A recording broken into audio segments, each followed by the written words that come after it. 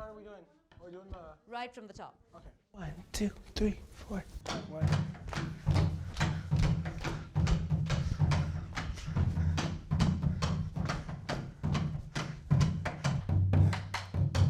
Okay, it's coming together. It's coming together.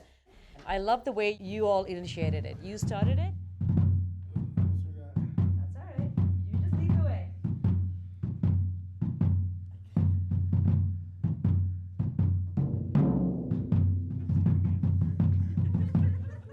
Yeah, you liked it?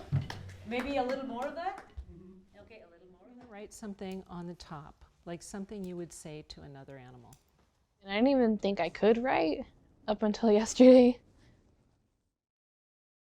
Nishiva Naheshtisivit. That means my name is 2-Day Woman. Okay. I don't write a lot, but when I did, I poured my heart out onto the page.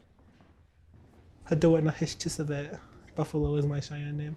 Well, my favorite part has been the dancing, the movement and choreography. Oh, okay, yeah, Okay. I like to move around and dance a lot. That's all right.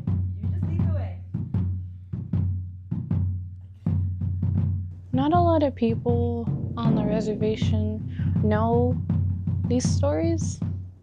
So now that we do it in our own retelling, I guess, more people can learn about it. Because I didn't really know the story of the Great Race. Well, I did, but Yeah, I heard it a long time ago.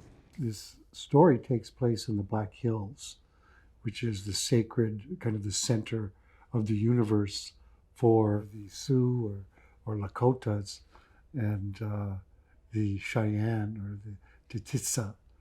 And those groups, long before recorded history and contact history, were one group on the plains. I was surprised about just how knowledgeable they are and their willingness to try new things. Yeah. Just to have that freedom of expression, of movement, is unbelievable. It just makes my heart soar like a hawk. I tell you, writing can also work like that as well. You can, have that freedom of expression. You can do all kinds of, you can even incorporate movement, you can incorporate song, you can incorporate just about anything when you're writing. Just like We asked the students to write their own story, an encounter with an animal. Tell us what scenes you came up with. Kind of like a float in the sky, like where they don't flap their wings and they just like glide. and the like movies where it's like a giant person walking and they're like all slow and like you look up like that and it's like big old shadow. I think it's a fundamental human right to be heard and respected. And these students are demonstrating so much of their talent in part because they have had that. They've had people listening and respecting them and inviting them to create, to direct, to really engage in the entire process. They have choice. We are in our second workshop through the whole school year. The first 2 days were in Billings, Montana. Wonderful, wonderful collaborators coming in along the way. MSUB, Montana State University Billings, with the Billings Symphony Orchestra, who have given us space, the Yellowstone Art Museum, and many, many individuals.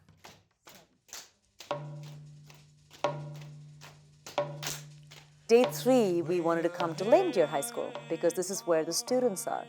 And this is a good 2-hour drive from Billings, and on a snowy day, we didn't even know if we'll make it here or not, but here we are.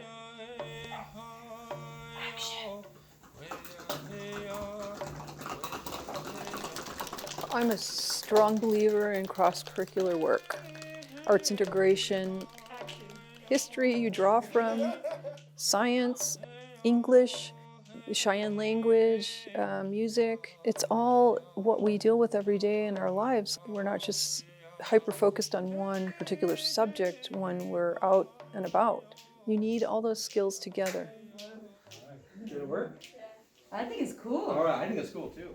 This time we knew how to do animals, like we knew the movements for it. Last time we were learning kind of how to do the animals and the story and the scenes of how we should put it together. And then this trip we kind of put everything together, of what we learned the first trip. I'm like super grateful when I go on these trips. I get to learn all these new history, stuff I never knew. This is part of how we came to be today. I feel more acquainted with the people we worked with last time. I just feel more confident with myself and my artistic abilities. It's amazing. This was an amazing opportunity that I was able to come on.